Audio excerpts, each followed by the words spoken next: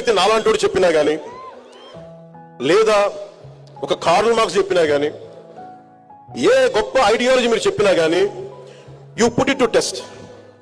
మీ జీవితంలో మీరున్న ఈ పర్టికులర్ టైంకి is it applicable or not.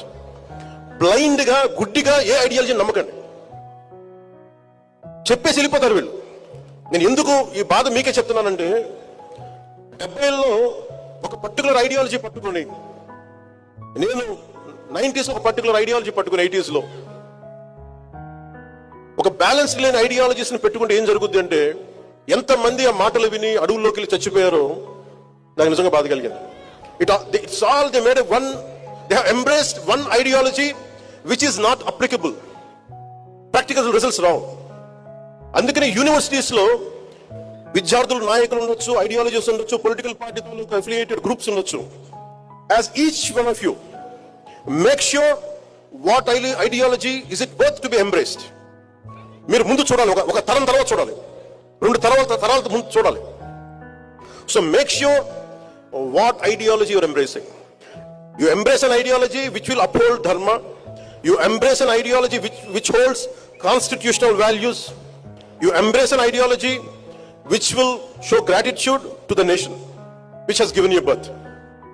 Ivi edi fulfill kaagapoyina dantlo there is a shortage in that ideology, there is a shortfall.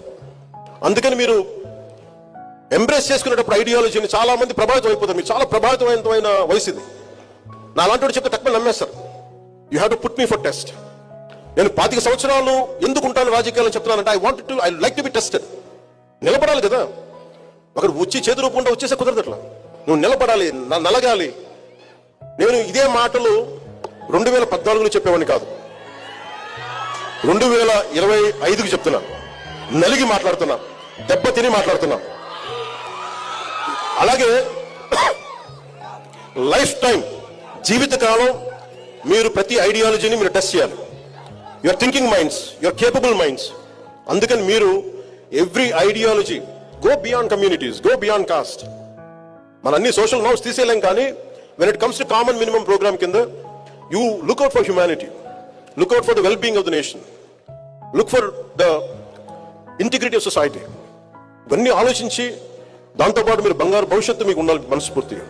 ఎందుకంటే it all needs one right mind. మీరు ఎంత శక్తి ఉందో మీకు తెలియదు. మీ ఒక్కొక్కరు మీ గురించి మీకు తెలియదు. మీలో ఉన్నది ఒక న్యూక్లియర్ ఎనర్జీ, మీది విస్ఫోటన ఉంటుంది మీలో. అది మీరు ట్యాప్ చేయగలగాలి. ఎంత అమేజింగ్ పొటెన్షియాలిటీ ఉంటుందంటే, నాలంటూ ఒకటి చేయగలిగాడు.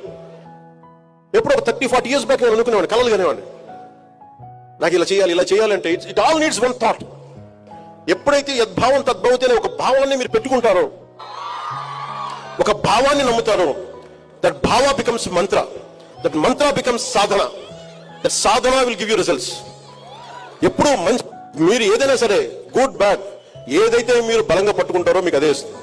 సో అలాంటి అద్భుతంగా ఒక బలమైన ఆలోచనలతోటి, ఒక నిర్దిష్టమైన ఆలోచనలతోటి, దేశానికి ఉపయోగపడేది, మీకు ఉపయోగపడేది, మీ తల్లిదండ్రుల్ని గర్వంగా మీ వైపు మీ గురించి చెప్పుకునేలాగా, మీ స్నేహితులందరూ గర్వపడాలి చెప్పుకునే భావజాలాన్ని, చదువుల్ని చదివి మీరు మన దేశానికి, సమాజానికి మీకు ఎంతో ఉపయోగపడాలని మనస్ఫూర్తిగా కోరుకుంటూ